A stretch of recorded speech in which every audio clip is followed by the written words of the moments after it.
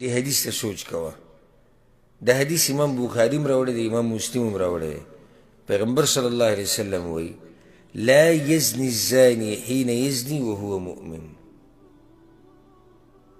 زناکار چې زنا کوي نو دغه ټیم کې مؤمن نه وي. ولا يشرب الخمر حين يشرب وهو مؤمن.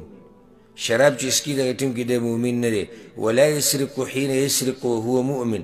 غلا چې کوي دغه ټیم کې مؤمن نه دی. ولا ينتهب نهبة يرفع الناس إليه فيها أبصارهم حين ينتهبها وهو مؤمن. که غلا کوي که ډاکه کوي څه شی د چا نه اخلي په دغه ټیم کې د مؤمن نشي کېدی. اوس ګوره دې ځای کې سوچ وکړه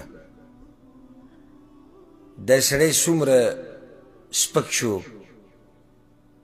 چې کله ده دا ګناهونه وکړو نو هغه ایمان د ده نه په هغه ټیم کې لرې کړی شو. ځکه یو حدیث کې راځي امام ابو داود راوړی دی چې خرج منه الایمان، د دې سړي نه ایمان وځي. کان علیه کالظله، د ایمان په ده باندې د چترۍ په شان لپاسې یا د وریځې په شان لپاسې. فاذا انقطع رجع الیه الایمان، نو چې کله دی د ګناه پرېږدي ایمان ورته واپس راشي. اوس دا نعمت دی، د ایمان نعمت دی او دې کې څه شک نشي چې دا د ټولو نه لوی نعمت دی.